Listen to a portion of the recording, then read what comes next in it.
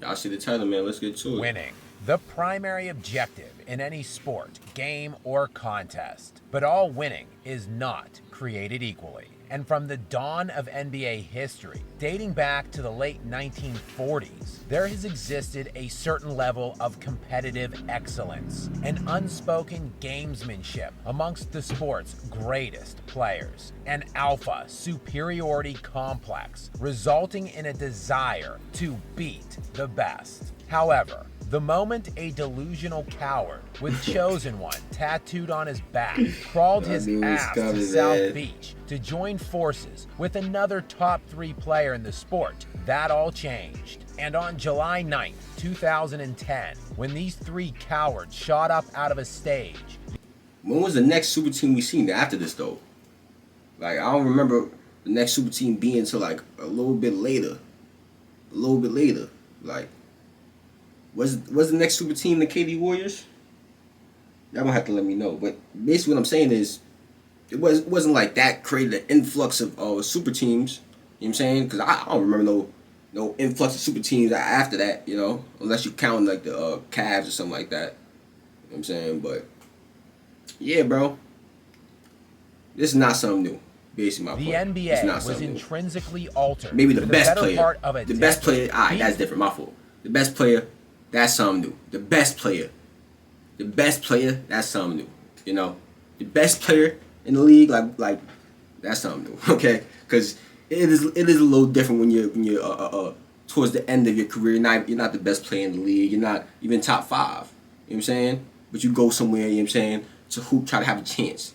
The best was transformed into join the best. And while LeBron James hopped from one super team to the next during the decade that would ensue following the 2010 decision, there is no denying that one tandem outdid even the king of the super team himself. And for a guy who has proven himself a career loser, winning only 4 of his 10 NBA Finals appearances, one of the very staples of LeBron's legacy is that of super team building and player empowerment. But he obviously wasn't even the best at doing that, as on July 7th, 2016, 2 players joined forces for the ultimate super team trump card of that era to produce the most cowardly move in NBA history. And to truly understand the magnitude of what we saw on that fateful day on July 7th, 2016, you have to go back to those playoffs just a few weeks earlier. It was perhaps one of the most famed playoff seasons of any in NBA history. The team with the greatest regular season win total ever, the 73-9 Golden State. Wait, I'm bugging then. So I'm bugging y'all? Wait. So did Bron beat the KD Warriors? Am I bugging? Team with the greatest regular season win total ever, the 73-9 Golden State Warriors, were embarking on a coronation. I remember they beat led by the NBA's only ever because they beat the 73 Warriors. MVP, Steph Curry. But once those playoffs began, it became evident that the Golden State smoke and mirrors show were actually a fairly flawed basketball team, and a team that lost only 9 games all season. 9 times. Found themselves getting absolutely pulverized in the Western Conference Finals at the hands of a seemingly much more talented team, the Oklahoma City Thunder. And despite winning only 55 games that year, nearly 20 fewer than the Warriors, the Thunder were actually up 3-1 in that Western Conference Finals series. But not only were they up 3-1, they were obliterating Golden State in the first 4. That right there was horrible. Stepped over. You not even look at them. Look at them. They were obliterating Golden State in the first 4 games of that series, as the Thunder, led by Kevin Durant and Russell Westbrook, won Game 3 by a score of 133-105, and Game 4, 118-94, to take that decisive 3-1 lead. And after a hard-fought Golden State victory in Game 5, the series would shift back to Oklahoma City, so the real choke job could commence. And the Oklahoma City Thunder had an 8-point lead at the end of the third quarter, at home in a series-clinching game, to eliminate the 73-win Warriors and the league's unanimous MVP. The Thunder promptly got blown off of their home court in that fourth quarter by a score of 33-18, while Kevin Durant played 11 of the 12 minutes of that quarter while scoring just 4 points on 1 of 7 shooting from the field. Not to worry, there was still a Game 7 to be played out for Durant to redeem himself in. But that didn't happen. The Thunder did take a 6-point lead into the locker room at halftime, but got dusted in the third quarter, 29-12. During that quarter, Durant was just 2 of 5 from the field for 6 points. Ultimately, his and Oklahoma City's puke session in the West Finals opened the door for the Warriors to up the choking ante in the NBA Finals and perpetrate arguably the biggest pants-crapping moment in pro basketball history, becoming the only team in NBA history to blow their own 3-1 lead in that series. And yes, of course, that final series also featured the alleged self-proclaimed GOAT doing things that made him the greatest player of all time, at least in his own personal mind. Let's go, Reed. Right, that made me the greatest player of all time. But the main shift in that series was actually Kyrie Irving destroying unanimous league MVP Steph Curry head-to-head, outscoring and outshooting him at every level before knifing a game-winning, series-clinching shot directly in his face. All the while, the Warriors would... y'all Steph Curry fans, you know what I'm saying? What y'all got to say about that, though? Y'all talk about Curry on the same level as LeBron, you know what I'm saying? My son Reed outplayed Curry in the Come on, bro. I want to hear that. Come on, man. For only 13 points in the fourth quarter of that Game 7, while unanimous league MVP Steph Curry would score just 3 points on 1 of 6 shooting on his home floor. Oh, what a loser! 2 greats in Kevin Durant and Steph Curry, 2 massive choke jobs in 1 playoff run. Unfinished business to attend to the following season. The 2 of them would take the hard lessons learned through failure, go back to the drawing board that offseason, and come back stronger and better to right those wrongs the following year.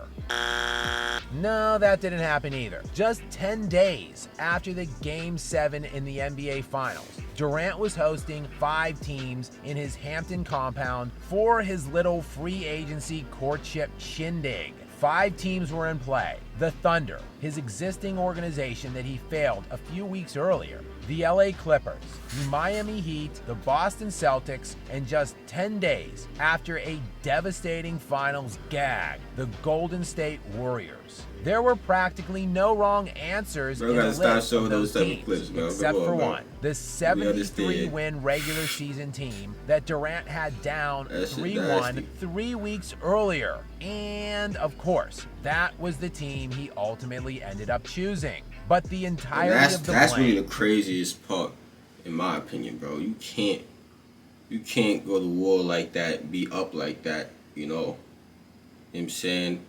Go to war against these dudes and then turn around and join them. You know what I'm saying? Like, come on, bro. You gotta stay with the team. Stick with it. You know, y'all was like, yeah, bro. Especially the fact that y'all been to the finals before. You know what I'm saying? In the past years, you know. Y'all been there. Y'all got what it takes. Y'all just gotta get there and secure it, you know.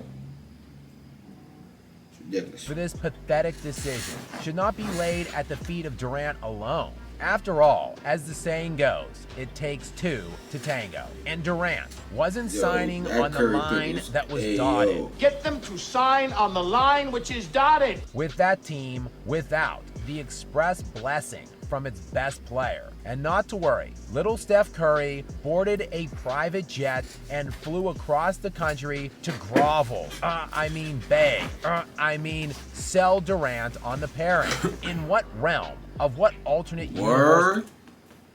So Curry had parts in that, is what I'm hearing.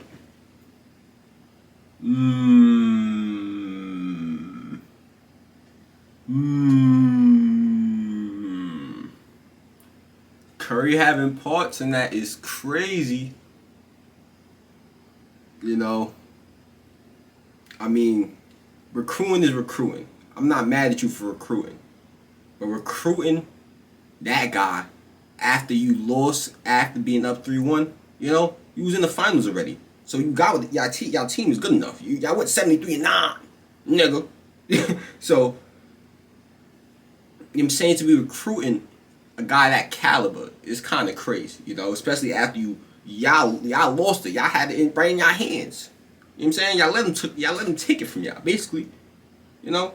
So it's like at that point, there's no reason to really be recruiting the best of the best. Just pick up where y'all left off, you know, fill in those gaps. Would it be in that either Michael Jordan or Kobe Bryant would lower themselves to such a degree to prostitute themselves in this manner? Unfortunately for the NBA and those who actually cared about the competitive balance of the sport, neither of those guys were the tone setters in that era. And taking the cue from the two-time super team building king, why not? Less than 1 week after that little rendezvous in the Hamptons on July 7th, Durant officially signed with the Golden State Warriors, a 73-win team from the year prior, adding the primary conference foe. Does this sound familiar? You get a super team. You get a super team. And the era of the super team was in full swing at this point. The NBA was adequately... I ain't gonna lie. After this is when you really started seeing super teams. Let's talk about it, though. Let's talk about it. You know what I'm saying? After the KD Warriors, when we really started seeing an influx of super teams around the league, man. Well, it was really KD, really. KD was just creating more after that. He was like, fuck it. He gonna keep trying this shit. But yeah, bro. Let's see what else we're about. Destroyed, and it is still trying to dig itself out from the rubble of some of its greatest players of that era's most cowardly and pitiful decisions. And while history might ultimately forget the context of how those titles were won. And it's crazy though. These are the top 3 greatest players in this era. KD, LeBron, and Stephen Curry. You know, they all basically did the same shit. You could argue that KD's was the worst of them all. You know what I'm saying? I'll probably say what LeBron did was you probably could say second because of how big his influence was. You know what I'm saying? He's the best, damn near. I guess it was, from my knowledge, y'all told me it was him and Kobe really fighting for that top spot, really, in that like 2009, 2010 shit. So, yeah,